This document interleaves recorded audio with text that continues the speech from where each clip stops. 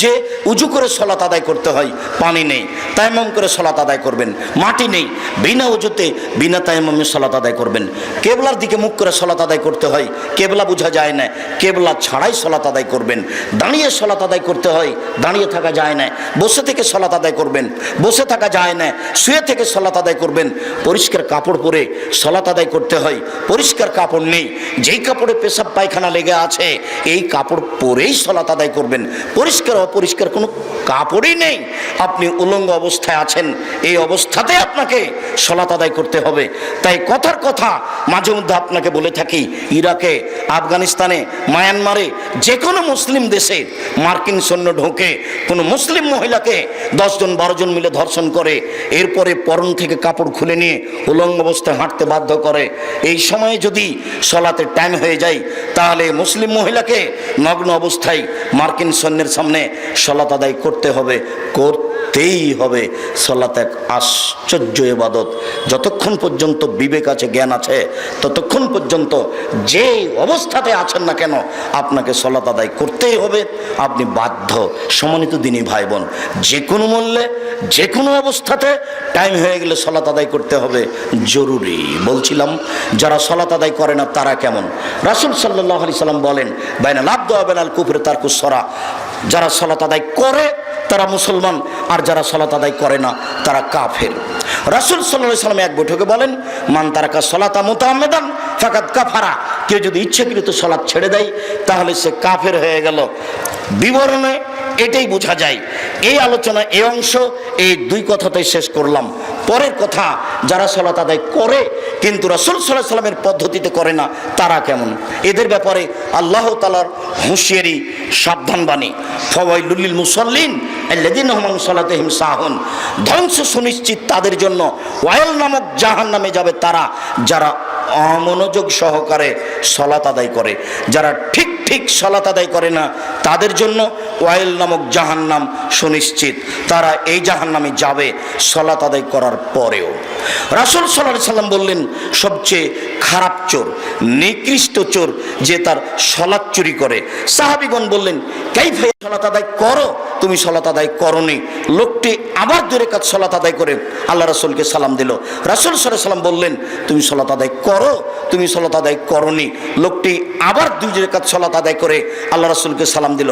রাসূল সাল্লাল্লাহু আলাইহি সাল্লাম বললেন, তুমি সলাত আদায় করো, তুমি সলাত আদায় করোনি।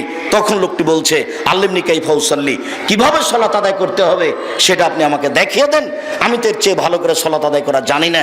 তখন রাসূল সাল্লাল্লাহু আলাইহি সাল্লাম তাকে বলে দিলেন রুকু সিজদার কথাটি। সম্মানিত দিনী ভাই বোন, আপনাকে এই অংশে যেটা বলতে চেয়েছি সেটা হলো এই, রাসূল সাল্লাল্লাহু আলাইহি সাল্লাম তাকে বললেন না যে তোমার সলাত হয়েছে তবে খুব একটা ভালো হয়নি। তিনি সরাসরি নাকচ করে দিলেন যে তোমার সলাত হয়নি। অথচ সাহাবী নগদ 3বার সলাত আদায় করলেন। আরো কথা, আবু সাঈদ খুদরি, আলী, শোনো, পূর্ব দিক থেকে কতগুলি লোক বের হবে, তারা কোরআন মাজিদ পড়বে কিন্তু কোরআন মাজিদের সারমর্ম তাদের কণ্ঠনালীর নিচে যাবে না। তারা এত বেশি সলাত আদায় করবে তোমাদের সলাত তাদের কাছে কিছুই না। শোনো, তারা এত বেশি সিয়াম পালন করবে তোমাদের সিয়াম তাদের কাছে কিছুই না। তারা এত তাসবিহ তাহলিল জিকির আজকার করবে যে তোমাদের জিকির আজকার তাদের কাছে কিছুই না। আবু সাঈদ খুদরি, শোনো, তোমরা যদি তাদের পাও তাহলে তাদের হত্যা করো, এমনভাবে হত্যা করবে আদ সামুদকে যেভাবে ধ্বংস করে দেওয়া হয়েছে, ধূলিসাৎ করে দেওয়া হয়েছে, আদ সামুদকে যেভাবে পৃথিবী থেকে একবারে সমূলে নষ্ট করা হয়েছে, এইভাবে তুমি তাদেরকে হত্যা করো। যারা হত্যা করতে পারবে বিচারের মাঠে তারাই সবচেয়ে বেশি নেকি পাবে। সম্মানিত দিনী ভাই বোন, একটু খেয়াল করেন, আমি আপনাকে বলতে পারছি না এই নামাজি সে নামাজি, তবে রাসূল সাল্লাল্লাহু আলাইহি সাল্লাম বলেছেন এক শ্রেণীর নামাজিকে হত্যা করতে হবে। হাদিস বুখারী মুসলিম। এক শ্রেণীর সলাত আদায়কারীকে রাসূল সাল্লাল্লাহু আলাইহি সাল্লাম হত্যা করতে বললেন, এই কথা ঠিক। যদিও আপনাকে আমি বলতে পারছি না এই দল সেই দল, যদিও আব্দুর রব খুলনা সেই কালে বলে গেছেন এই দল টঙ্গীর দল। আব্দুর রব খুলনা রাহিমাহুল্লাহ এভাবে তিনি খোলা মাঠে ঘোষণা দিয়ে গেছেন। কিন্তু আমরা আপনাকে ওইভাবে না বললেও আপনাকে বলতে চাচ্ছি এটা জরুরিভাবে বিশ্বস্তভাবে সহিহ হাদিস দিয়ে যে এক শ্রেণীর মানুষকে সালাত আদায়কারীকে রাসূল সাল্লাল্লাহু আলাইহি ওয়াসাল্লাম কি বলেছেন? হত্যা করতে বলেছেন। কিভাবে সালাত আদায় করবেন? এক খেলে আমার দিকে চেয়ে থাকুন, আমি বাস্তব সালাত আদায়ের পদ্ধতি দেখাতে যাচ্ছি। রাসূল সাল্লাল্লাহু আলাইহি ওয়াসাল্লাম বললেন, সাল্লু কামা রাআইতুমুনি উসাল্লি। পৃথিবীর মানুষ, তোমরা সালাত আদায় করো যেভাবে আমাকে সালাত আদায় করতে দেখছো। এখন তো মুহাম্মদ সাল্লাল্লাহু আলাইহি ওয়াসাল্লাম বেঁচে নেই, তা আপনি কিভাবে তাকে দেখে সালাত আদায় করবেন? তিনি দুনিয়া থেকে চলে গেছেন, বলে গেছেন যে আমি কোরআন মাজিদ রেখে গেলাম, আমার হাদিস রেখে গেলাম।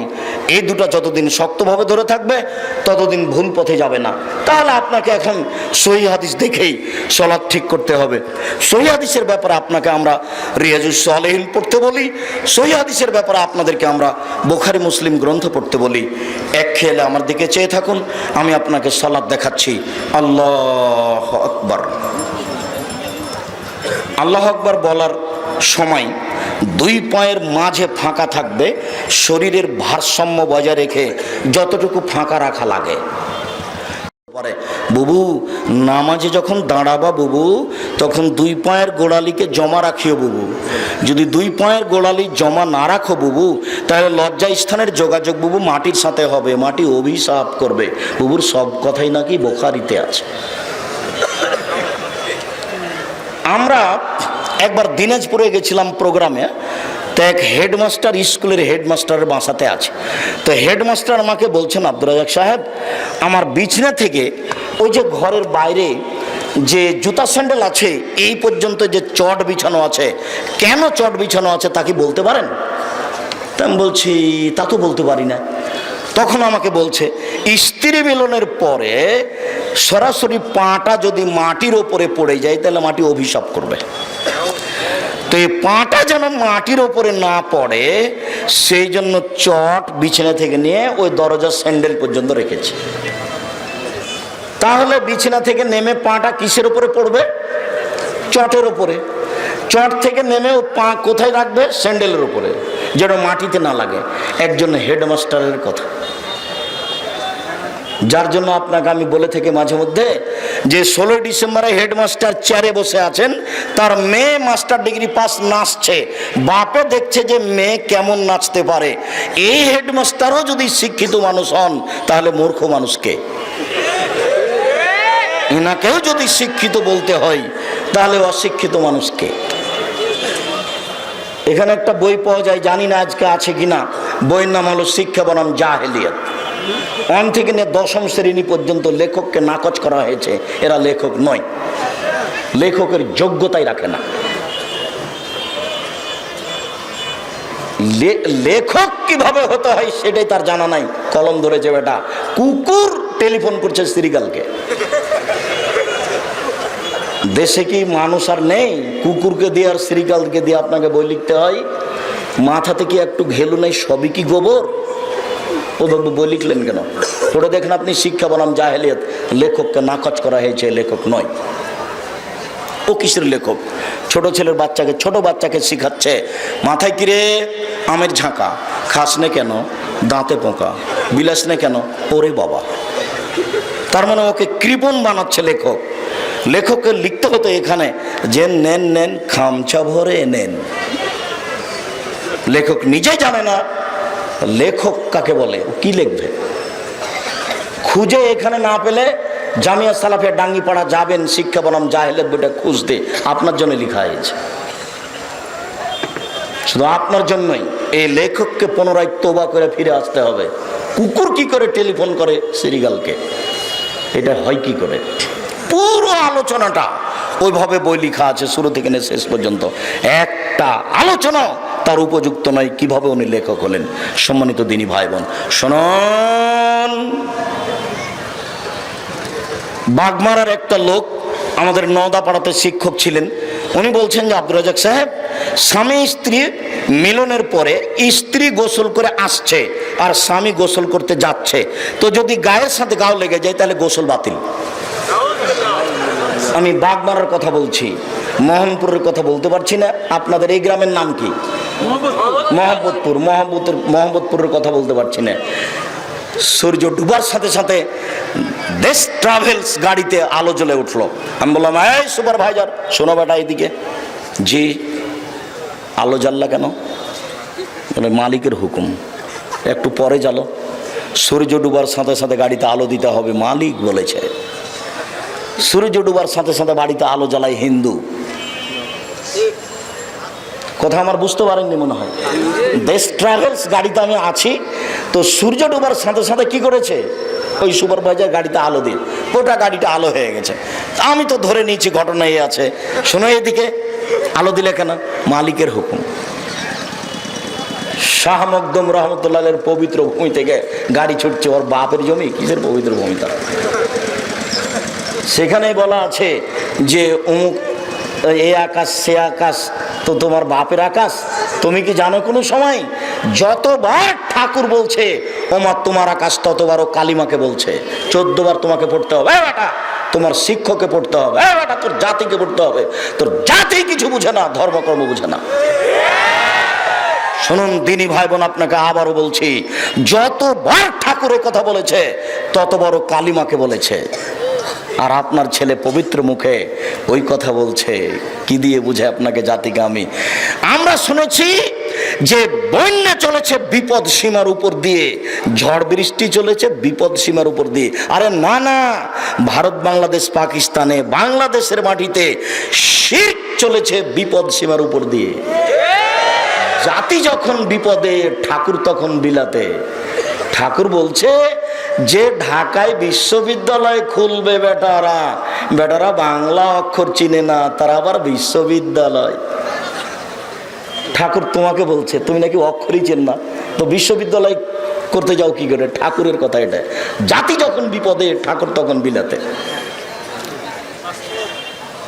ঠাকুরের কথা তো কেউ জানে না। বঙ্কিমচন্দ্র একটা বই লেখে, রাজ সিংহ আওরঙ্গজেবের গোটা পরিবারকে জেনাকার বলে সাব্যস্ত করেছে। বইয়ের নাম হলো রাজ সিংহ। তুমি কোনোদিন দেখেছো? জাতি যখন বিপদে, ঠাকুর তখন বিলাতে। এরপরেও ঠাকুরের কথা আপনার কাছে আছে, আপনি কোনোদিন বিবেচনা করেননি। ঠাকুরের কথাটি কেমন? সম্মানিত দিনী ভাই বোন, মহিলা বৈঠকের মহিলাকে সাবধান করছি, উপস্থিত বৈঠকের মুসলিম বোন আপনাকে বলছি, এই মেয়ে তোমাকে বলছি, কথা বলছো কেন? তোমার একটু শরম হয় না? তোমার মাথায় কাপড় নেই কেন? তোমার বাপ তোমাকে সহ্য করতে পারে, আমরা সহ্য করি না। আমি মুসলিম চিররণবীর, মরণকে করি না ভয়। মরলে শহীদ, বাঁচলে গাজী, আমার উভয় সমান। মরাও যতটুকু, বাঁচাও ততটুকু, উভয় সমান।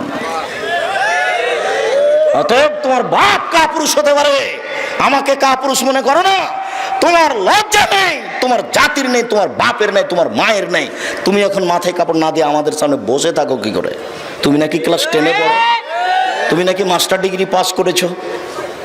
শরম করো না কেন? তোমাকে আমি খাটো করতে আসিনি। তুমি ভালো ঘরের মেয়ে, তুমি বড় হও না। তোমার বাপ হাজি, তোমার দাদা হাজি, তোমার নানা হাজি, তোমরা সবাই বড় ঘরের মানুষ, তুমিও বড় হও না। সুন্দর জাকজমক ভালো দামি মানের কাপড় চোপড় পরে স্কুল কলেজে যাও। ল্যাংটা হলে কেন? তোমার দাদা কি তোমাকে এটাই শিখালো? তোমার নানা কি তোমাকে এটাই শিখালো? দুঃখিত, 1 মিনিট, দুঃখিত মনে কিছু নিয়েন না, 1 মিনিট, 1 মিনিট এক খেলে চেয়ে থাকবেন। এই ছেলেরা, আমার এখানে শব্দ আসে কি করে? তাহলে কি মোহাম্মদপুরের এই ছেলেরা অযোগ্য? তোমরা প্রোগ্রাম করতে পারো, পরিবেশ সেরকম হলে আমাকে দাওয়াত দেবে না। তোমার মুখ দেখে আমাকে দাওয়াত নিতে হবে এটা আমি মনে করি না। পুরো পরিবেশ তোমাকে কন্ট্রোল করতে হবে, পিপিলিকা যেন না লড়ে। আমি তোমার কাছে ভোট চাইতে আসিনি, অতএব তুমি ওই খেয়াল করো না যে আব্দুর রাজ্জাক সাহেবকে ডাকলেই কি আর না ডাকলেই কি। পরিবেশ কন্ট্রোল করার জন্য অন্তত 50টা ছেলে রাখো এখানে, যারা মুখ বন্ধ করে পরিবেশ কন্ট্রোল করবে। 1 মিনিট। জাবের রাদিয়াল্লাহু তাআলা আনহু বলছেন, আল্লাহর নবী যুদ্ধ করে এক এলাকা থেকে আসছেন, মদিনায় ঢুকবেন। তখন বলছেন, থামো থামো থামো, তোমরা রাতে এখানে অবস্থান করো, কেউ মদিনায় ঢুকতে পাবে না, সকালে যাব। তখন জাবের রাদিয়াল্লাহু তাআলা আনহু বলছেন, আল্লাহর নবী, আমি নতুন বিবাহ করেছি, আমাকে একটু বাড়ি যেতে অনুমতি দেন না।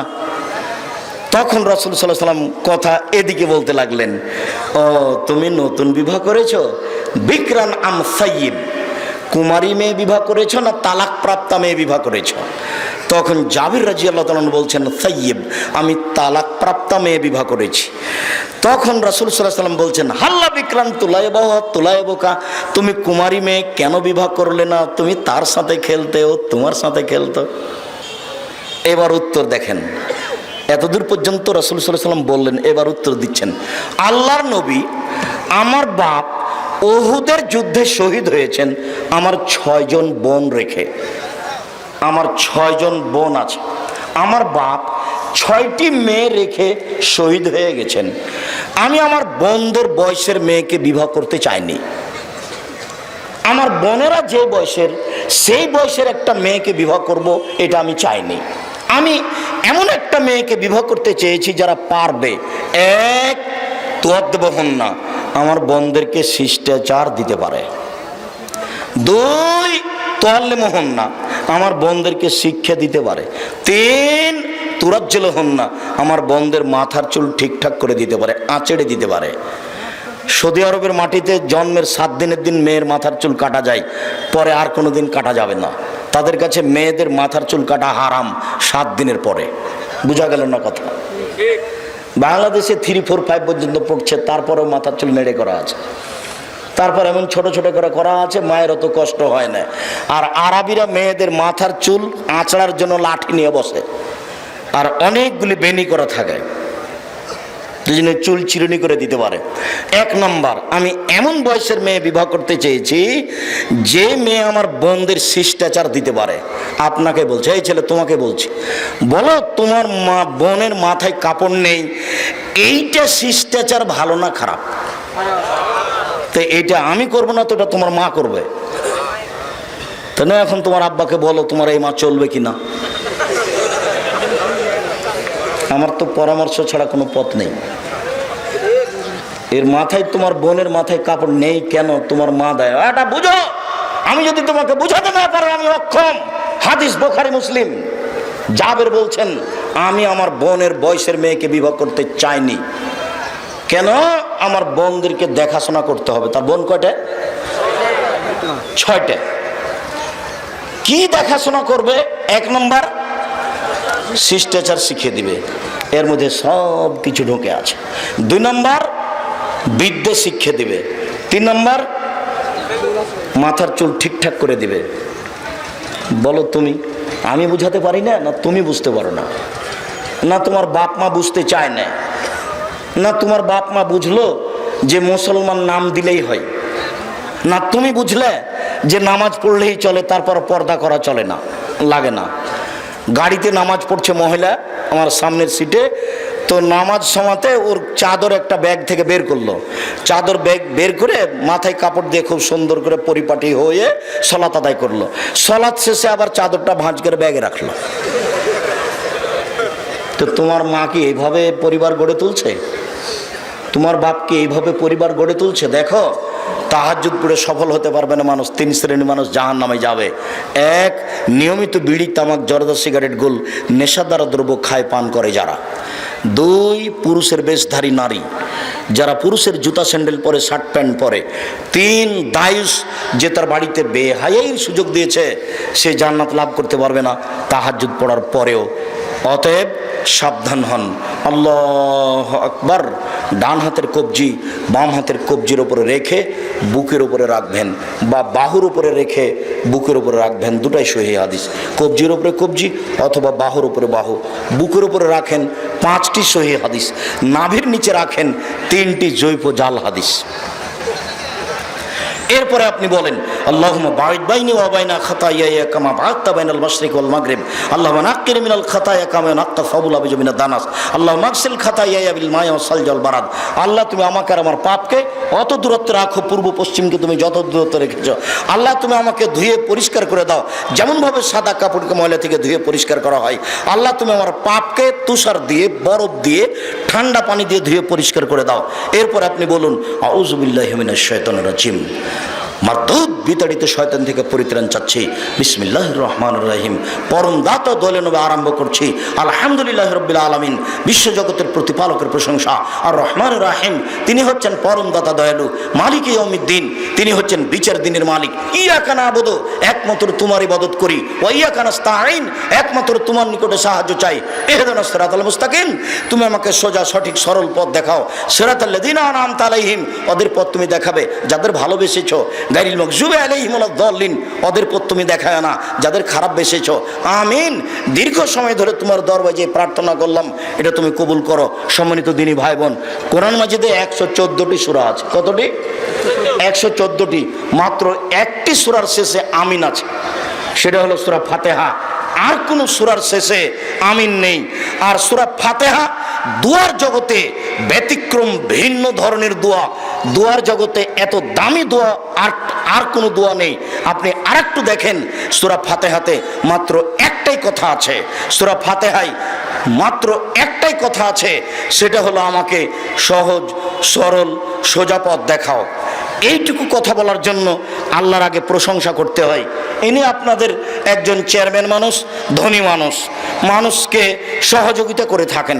হঠাৎ করে কেউ যদি গিয়ে বলে আমার ছেলের হাত ভেঙে গেছে, 10,000 টাকা দেন তো, তাহলে একটু ক্ষেপে উঠবে, বলবে কি ব্যাপার, তুমি কে? আর যদি গিয়ে বলেন আপনি খুব ভালো মানুষ, আপনি মানুষের সাহায্য করে থাকেন, আমি খুব বিপদে পড়েছি, দয়া করে আমাকে 10,000 টাকা দেন, আমার ছেলের হাত ভেঙে গেছে, মেডিকেলে ভর্তি করা লাগবে, অনেক অনুনয় বিনয় করে যদি বলেন, তাহলে বলবেন উনি সেই তো কি করা যায়, এখন তো হাতে টাকা পয়সা দেখছি না, আবার কর্জ দিলে ঠিক মতো পাওয়া যায় না, তুমি তো খুব বিপদে পড়েছ, আচ্ছা যাক ঠিক আছে নাও, 5,000 নিলে হয়, একটা কিছু বলে দিবে। আর গিয়ে যদি বলেন টাকা দেন 10,000, তাহলেও খেপে যাবে। আল্লাহর কাছেও হঠাৎ করে কোনো কথা বলা যায় না। আর আল্লাহ খুব খুশি হন তার প্রশংসা করলে। আলহামদুলিল্লাহ বললে আকাশ জমিন নেকিতে ভর্তি হয়ে গেছে। সুবহানাল্লাহ, আলহামদুলিল্লাহ বললে দাড়ি পাল্লা নেকিতে ভর্তি, একেবারে খুশি হয়ে গেছে। যাহাই চাইবেন তাহাই পাইবেন। তাই প্রথমে বলা হচ্ছে আলহামদুলিল্লাহ রাব্বিল আলামিন, বিশ্বজগতের প্রতিপালক তুমি, আর রহমান রাহিম, পরম দাতা দয়ালু তুমি, মালিক ইয়াউমিদ্দিন, বিচার দিনের মালিক তুমি। ইয়াকা নাবুদু, একমাত্র তোমার ইবাদত করি। ওয়া ইয়াকা নাস্তাইন, একমাত্র তোমার কাছে সাহায্য চাই। তুমি আমার একটা কথা শোনো, তুমি আমার একটা কথা শোনো, তুমি আমার একটা কথা শোনো, তুমি আমাকে সঠিক সরল সোজা পথ দেখাও। কেউ বলে যে দেওয়ানবাগি করো, কেউ বলে মাঝভান্ডারিতে আসো, কেউ বলে আমার দলে আসো, কেউ বলে আমার দলে আসো, আবুল আলা মওদুদি বলেন রাজপথে আসো। আমি কোন পথে যাই? তো পথ চা হচ্ছে শুধু এই কথাটাই আছে। তার আগে বলা হচ্ছে বিশ্বজগতের প্রতিপালক, সমস্ত প্রশংসা তোমার। 1, 2, পরম দাতা দয়ালু তুমি। 3, বিচার দিনের মালিক তুমি। 4, একমাত্র তোমার ইবাদত করি। 5, একমাত্র তোমার কাছে সাহায্য চাই। তুমি আমার একটা কথা শোনো, তুমি আমার একটা কথা শোনো, তুমি আমার একটা কথা শোনো, তুমি আমাকে সোজা পথে চালাও। ওই পথে চালাবা যে পথ তুমি ভালোবেসেছ, ওই পথে নিয়ে যায় না যে পথ তুমি খারাপ বেসেছ। আমিন। এই একটাই কথা আছে সূরা ফাতিহাতে। বিসমিল্লাহির রহমানির রহিম। পরম দাতা দয়ালু আরম্ভ করছি যে কোনো একটি সূরা। কুল আল্লাহু আহাদ, হে নবী আপনি বলুন আল্লাহু একক, আল্লাহু সামাদ, আল্লাহ নিরপেক্ষ মুখাপেক্ষীহীন। লাম ইয়ালিদ, তিনি কাউকে জন্ম দেননি, ওয়ালাম ইউলাদ, তিনি কারো থেকে জন্ম নেননি, ওয়ালাম ইয়াকুল লাহু কুফুয়ান আহাদ, তার সমকক্ষ কেউ নেই। আল্লাহু আকবার। হাত ওই পর্যন্ত আবার উঠাবেন, হাতগুলি কাঁধ সামনাসামনি হবে, কানের লতি ধরবেন না, এভাবে নয়। আল্লাহু আকবার, এভাবে নয়। আল্লাহু আকবার। এই পর্যন্ত উঠিয়ে হাত ছেড়ে দিয়ে রুকুতে চলেন। রুকুতে যাওয়ার পূর্বে আপনার সাথে জরুরি কয়েকটি কথা। মাথাটা উঁচুও হবে না, নিচুও হবে না, পিঠের লম্বা হাতটা একবারে সোজা থাকবে, হাত দুটি রডের মতো সোজা হয়ে থাকবে, আঙ্গুলগুলি খোলা খোলা থাকবে, কোমর থেকে সামনের ওজন হাতের উপরে থাকবে। আপনি বলুন সুবহান রব্বিল আযীম 5 বার 7 বার 10 বার, কোনো বারের হাদিস ঠিক নেই, যে যা পারে সে তা বলবে। নইলে আপনি বলুন সুবহান কুদ্দুসুন রব্বুল মালাইকাতুর রূহ, নইলে আপনি বলুন সুবহানাকা আল্লাহুম্মা রাব্বানা ওয়া বিহামদিকা আল্লাহুম্মা গফিরলি, তোমার প্রশংসা সহকারে তোমার কাছে ক্ষমা ভিক্ষে চাই, তোমার পবিত্রতা বর্ণনা সহকারে তোমার কাছে ক্ষমা ভিক্ষে চাই, তুমি আমাকে ক্ষমা করো। নইলে আপনি বলতে পারেন সুবহানা জিল জাবরুতি ওয়াল মালাকুতি ওয়াল কিবরি ওয়াল আজমাত। আরও অনেক দোয়া আছে, এগুলো বলতে বলতে আপনি রুকু থেকে উঠে আসেন, বলেন সামি আল্লাহু লিমান হামিদা। আল্লাহ ওই লোকের প্রশংসা শুনলো যে তার প্রশংসা করলো, হামদান কাসিরান তাইবান মুবারাকান ফি, খুব তার প্রশংসা, মঙ্গলময় বরকতময় তার প্রশংসা, মিলা সামাওয়াতে, আকাশ পরিমাণ প্রশংসা, মিলাল আরজ, জমিন পরিমাণ প্রশংসা, মিলামা বাইনাহুমা, আকাশ জমিনের মধ্যে যে ফাঁকা রয়েছে এই পরিমাণ প্রশংসা, মিলামা শাইতামিন শাইইন বাদো, তুমি যে কত প্রশংসা চাও আমি তো জানি না, যত চাও তত তোমার প্রশংসা। এরপরে আরো দোয়া পড়েন, এরপরে সিজদায় চলেন। সিজদায় যাওয়ার পূর্বে আপনার সাথে জরুরি কয়েকটা কথার 19 বিষয় না যেন। রাসূল সাল্লাল্লাহু আলাইহি ওয়াসাল্লাম বলছেন আমাকে 7 হাড়ের উপরে সিজদা করতে বলা হয়েছে। নাক কপালে হলো 1, 2 হাত এ হলো 3, 2 হাঁটু এ হলো 5, 2 পায়ের বৃদ্ধাঙ্গুল এ হলো 7। সিজদার সময়তে এই 7টা অঙ্গ মাটিতে লেগে থাকবে। সিজদার সময় আপনি হাত দিয়ে শরীর হাত চুলকাতে পাবেন না। হাত উঠে যদি আপনি শরীর হাত চুলকাতে আসেন তাহলে এখন 6টা মাটিতে লেগে আছে, 7টা নেই। সিজদা অবস্থা যদি একটা পা উঠিয়ে আর একটা পাকে এইভাবে চুলকান তাহলে সিজদা হবে না। আপনার এখন 6টা আছে, 7টা লেগে নেই, সাবধান থাকবেন। আপনাকে যদি শরীর চুলকাতেই হয় তাহলে সিজদা থেকে চলে আসেন, আসার পরে আপনি শরীর হাত চুলকাবেন, ওই সিজদা অবস্থায় নয়। কেন রাসূল সাল্লাল্লাহু আলাইহি ওয়াসাল্লাম 7 হাড়ের উপরে সিজদা করতে বলেছেন। তিনি আরও বলেছেন মাথার চুল যেন জড়ানো না থাকে, মাথার চুল যেন বেনি করা না থাকে, মাথার চুল খোপা খুলে দেওয়া থাকবে মহিলার, এ কথাই ঠিক। এরপরে হাত যেন জড়ানো না থাকে, হাতগুলি এভাবে জড়ানো চলবে না। রাসূল সাল্লাল্লাহু আলাইহি ওয়াসাল্লাম বলছেন আমাকে হাত জড়াতে নিষেধ করা হয়েছে। কেন? সব কিছুই সিজদায় যায়, কাপড়গুলিও সিজদায় যাচ্ছে, মাথার চুলও সিজদায় যাচ্ছে। অতএব একে জড়িয়ে তার সিজদাকে বন্ধ করা যাবে না। তবে নিচের দিকে, প্যান্টের নিচের দিকে প্যান্ট জড়ানো যাবে না, একেবারেই নিষেধ। জড়াতে যদি হয় তাহলে কোমরে জড়াতে হবে। আপনি কেটে নেন, কেটে নিয়েছেন, তারপরে এখনো 2-1 জনের আছে কেন? সন্ধ্যা পর্যন্ত সময় দিয়েছি, আগামীকাল সন্ধ্যা হতে হতে যদি সব প্যান্ট কাটা না হয় তাহলে বুঝতে হবে যে আমি বক্তব্যের সাথে মুনাফিকি করি, সেটা আপনার ব্যাপার। তবে আপনাকে আমি সতর্ক করছি, আপনার প্যান্ট টাকনোর নিচে থাকবে কেন? থাকবে না, এটাই চূড়ান্ত। আর সালাতের সময় আপনি জমা করবেন কেন? এটা আর একটা নাজায়েজ হারাম কাজ। আপনি ওকে নিজ স্থান নিজ গতিতে থাকতে দেন, তাহলেও সিজদায় যাবে। সম্মানিত দিনী ভাই বোন, সিজদার সময় হাতের আঙ্গুলগুলি জমা জমা করে কানের পাশে রাখবেন, কোনো দুটো উঁচু করে রাখবেন যাতে করে পেটের নিচ দিয়ে ছাগলের বাচ্চা পার হতে পারে। আর নাক কপাল আর 8-10 আঙ্গুল আগিয়ে রাখবেন যাতে করে পিঠের হাড়টা, লম্বা হাড়টা সোজা হয়। আর 2 পায়ের গোড়ালি সহ বৃদ্ধাঙ্গুল সহ পাটি জমা থাকবে। দলিল আয়েশা রাদিয়াল্লাহু তাআলা আনহা বলেন, একদা আমি ঘুমের ঘরে বিছানা থেকে উঠে দেখি বিছানায় মুহাম্মদ সাল্লাল্লাহু আলাইহি ওয়াসাল্লাম নেই। আমি অন্ধকারে এভাবে হাত দিয়ে তাকে খুঁজতে লাগলাম, কোথায় কোথায় কোথায় কোথায়। দেখলাম আমার হাতটা তার 2 পায়ের গোড়ালির উপরে গিয়ে পড়লো, গোড়ালি দুটি একসাথে আছে। আমার হাতটা গোড়ালির উপরে পড়লো, গোড়ালি দুটি পায়ের আঙ্গুল দুটি মাটিতে লেগে আছে আর পায়ের গোড়ালি দাঁড়িয়ে আছে। আমার হাতটা 2 পায়ের গোড়ালির উপরে পড়লো। বোঝা যাচ্ছে যে পা দুটি জমা ছিল। যদি পা তার শরীর অনুপাতে ফাঁকা থাকে তাহলে অনেক ফাঁকা। সম্মানিত দিনী ভাই বোন, বলছিলাম এখানে মহিলা বৈঠকের কথাটি আবারও সতর্ক করছি। ওই বৈঠকে বলা হয়, জানি না এলাকায় বলা হয় কিনা, বুবু তুমি যখন সিজদায় যাবা বুবু, হাতি যেমন মাটিতে পড়ে যায় তেমন একবার মাটিতে পড়ে গিয়ে বুককে উরুর সাথে লাগিয়ে আঁটো সাঁটো হয়ে সিজদা করিও বুবু। যদি তুমি বুককে উরু থেকে পৃথক করে রাখো তাহলে স্তন ঝুলন্ত থাকবে বুবু, পর্দার ব্যাঘাত ঘটবে। কি করে কথা ঠিক হতে পারে? মহিলা শাড়ি পরে আছে, ব্লাউজ পরে আছে, ঘরের ভিতরে আছে, সেখানে পর্দার ব্যাঘাত হলো কি করে? মানে কথাটা একেবারেই মিথ্যে, কথাটার সাথে সত্যতার কোনো প্রশ্নই আসে না। ঠিক ওই কথার মতো হয়ে গেল চাঁপাইনবাবগঞ্জের বরিশালের এক বক্তা আমাদের চাঁপাইনবাবগঞ্জ দেবীনগরে বক্তব্য দিতে গেছে। তা আমি পরের দিন বাড়িতে গেছি, তোমার এক চাচাতো ভাই বলছে যে আজকে যে তাফসির করে গেল না বরিশালী সাহেব, এই তাফসির তোরা জানিস না। আগে থেকে রাগ আছে হয়তো বা আমার উপরে, বলছে তোরা এই তাফসির জানিস না। আচ্ছা কি তাফসির করলো একটু বলেন না। না তাফসির সেগুলো তোরা জানিস না। আচ্ছা যেটাই বলুক আপনি একটু বলেন না সেটা কি। তখন বলছে যে শোন তাফসির করলো আদম আলাইহিস সালাম ঘুম থেকে উঠে দেখেন পাশে একজন সুন্দরী মহিলা, উনি হাতটা বাড়ালেন, তখন ফেরেশতা বলছেন থামেন, হাত বাড়াচ্ছেন কেন, আগে মোহর দেন। তখন আদম আলাইহিস সালাম বলছেন মোহর আবার কি? তখন ফেরেশতা বললেন যে 1000 বার মুহাম্মদ সাল্লাল্লাহু আলাইহি সাল্লামের উপরে দুরূদ পড়ে দিতে হবে। তো আদম আলাইহিস সালাম 1000 বার দুরূদ পড়ে বউ হালাল করলেন। তখন আমি বললাম নাউজুবিল্লাহি মিন জালিক, আল্লাহ তাআলা বলছেন আমি আদমকে সব কিছু শিখিয়ে দিয়েছি। আদমের চেয়ে শিক্ষিত মানুষ পৃথিবীতে কিয়ামত পর্যন্ত কেউ জন্ম নেবে না। আল্লাহ বলছেন আমি তাকে সব শিখিয়ে দিয়েছি। যেই লোককে আল্লাহ সব কিছু শিখিয়ে দিলেন সেই লোক বউকে কিভাবে হালাল করতে হবে সেটাই জানতেন না। একবারে নগদ ডাহা দিনের মতো মিথ্যা তাফসির। সব তাফসির মাহফিল ঠেকাবে কে? যেমন আপনারা যেভাবে চলছেন, আপনাদের কথা মাঝে মাঝে শুনলে আমার এবারে গাওটা জ্বলে ওঠে। আপনি মিথ্যা কথা বলছেন কেন? কিসের আপনি দায়িত্ব পালন করেন? চুপ থাকেন। আমি আপনাদের কাছের ভাই, কথা বলার পূর্বে আগে পরামর্শ নিয়ে নিন, কোথায় ভালো আর কোথায় মন্দ জিজ্ঞাসা করার পরে হাত বাড়াবেন। মাস্টারি করেন সেটা আপনার ব্যক্তিগত ব্যাপার, সমাজ পরিচালনা করবেন সেটা আপনার ব্যক্তিগত ব্যাপার। শরীয়তের ব্যাপারে কোনো কথা বললে না জেনে মুখ খুলবেন না। সম্মানিত দিনী ভাই বোন, আপনাকে আবার অনুরোধ জানাচ্ছি, আপনার গতিবিধি দেখে আমি আব্দুর রাজ্জাক জাতির সামনে কথা বলবো এটা আমি কোনোদিন প্রয়োজন মনে করিনি।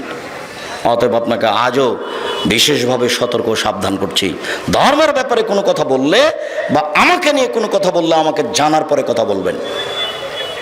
সম্মানিত দিনী ভাই বোন, বলছিলাম সিজদাই বলেন আপনি সুবহান রাব্বিয়াল আলা যতবার ইচ্ছে, নইলে আপনি বলেন সুবহুন কুদ্দুসুন রব্বুল মালাইকাতুহু, নইলে আপনি বলেন সুবহানাকা আল্লাহুম্মা রাব্বানা ওয়া বিহামদিকা আল্লাহুম্মা ইগফিরলি, নইলে আপনি বলেন রব্বি ইগফিরলি জামবি কুল্লাহু দিক্কা ওয়া জুল্লা ওয়া লাওয়াকির ওয়া নিয়াত ওয়া সিররা।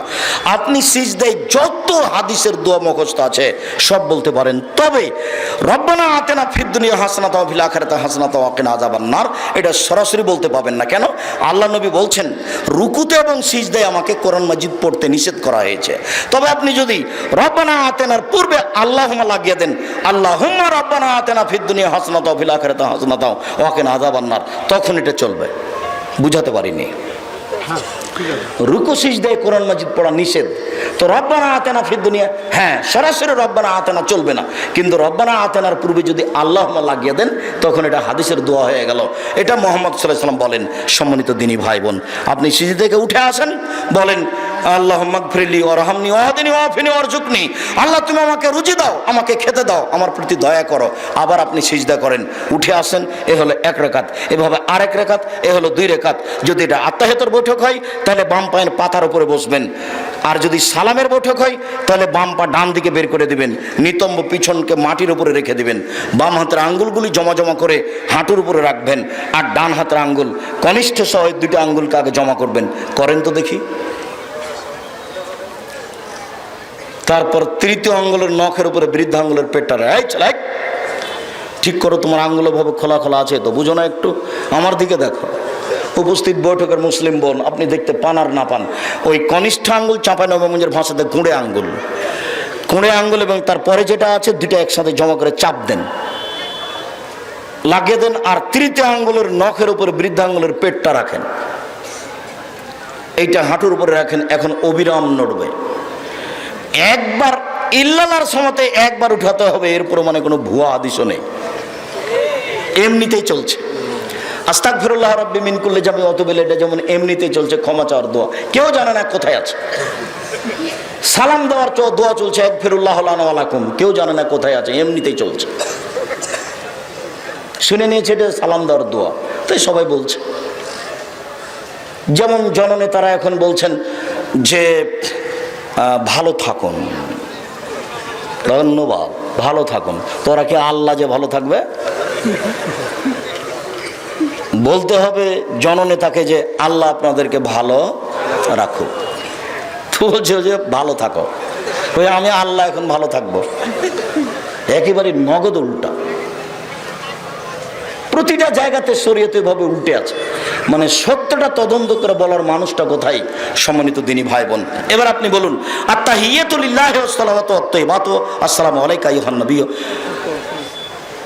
শারীরিক ইবাদত আল্লাহর জন্য, আর্থিক আর্থিক ইবাদত আল্লাহর জন্য, সব ইবাদত আল্লাহর জন্য। আসসালামু আলাইকা আইয়ুহান নবী, হে নবী আপনার উপরে শান্তি অবতীর্ণ হোক। আসসালামু আলাইনা ওয়া আলা ইবাদিল্লাহিস সলিহিন, শান্তি ভালো মানুষের উপর অবতীর্ণ হোক। আশহাদু আল্লা ইলাহা ইল্লাল্লাহ, আমি সাক্ষ্য দিচ্ছি আল্লাহ ছাড়া কোনো মাবুদ নাই। ওয়া আশহাদু আন্না মুহাম্মাদার আবদুহু ওয়া রাসূলুহু, আমি সাক্ষ্য দিচ্ছি মুহাম্মদ তার বান্দা এবং তার রাসূল। এরপরে আল্লাহুম্মা সাল্লি আলা আল্লাহুম্মা বারিক আলা, এরপরে আল্লাহুম্মা ইন্নী যালামতু নাফসি যুলমান কাসীরা, হে আল্লাহ জীবনে খুব পাপ করেছি, ফাগফিরলি, তুমি আমাকে ক্ষমা করো।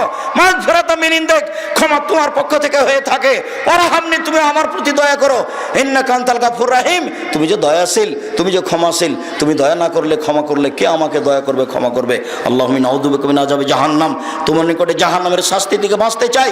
ওয়াউযু বিকা মিন আযাবিল কবর, তোমার নিকটে কবরের শাস্তি থেকে বাঁচতে চাই। ওয়াউযু বিকা মিন ফিতনাতিল মাসিহিদ দাজ্জাল, তোমার নিকটে দাজ্জালের বিপদ থেকে বাঁচতে চাই। ওয়াউযু বিকা মিন ফিতনাতিল মাহি ওয়াল মামাত, তোমার কাছে বাঁচতে চাই ইহকালের বিপদ, তোমার কাছে বাঁচতে চাই পরকালের বিপদ হতে।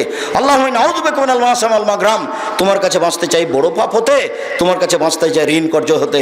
এবার বিশেষ দোয়া, বলেন তো বিশেষ দোয়াটি কি? রব্বির হামহুমা কামা রাব্বায়ানি সাগীরা, বলবেন না কখনো, এইটুকু বাপ মায়ের জন্য বলে রাখবেন। শেষে এসে আপনাকে বলছি, সেটুকু হচ্ছে এই জামিয়া সালাফে ডাঙ্গিপাড়া পবারাজশাহী, জামিয়া সালাফে রূপগঞ্জ নারায়ণগঞ্জ ঢাকা, এর জন্য দোয়া করবেন আল্লাহ যেন এই প্রতিষ্ঠানকে কবুল করেন। এর একটি মুখপাত্র পত্রিকা আছে মাসিক আল ইতেসাম, 50টি প্রশ্নের উত্তর থাকে, সব দিনই ভাই বোনকে এগুলো সংগ্রহ করতে হবে। আর ব্যতিক্রম বই হচ্ছে মিন্নাতুল বারি, আব্দুল্লাহ লিখা, স্টেজে আছে। মিন্নাতুল বারি বাংলা ভাষায় এত উন্নত মানের কোনো বই বের হয়নি, অন্তত বুখারীর ব্যাখ্যা হিসাবে। সাথে সাথে আপনার ওই আজকে যে আলোচনা করছে উপদেশ বই আছে, বইগুলি স্টেজের বাম দিকে, বইগুলি আপনাকে সংগ্রহ করার জন্য অনুরোধ জানাচ্ছি। অন্তত কেউ মাসিক আল ইতেসাম পত্রিকা ছেড়ে যাবেন না, যার মূল্য 20 টাকা। সকল দিনই ভাই বোনকে আমি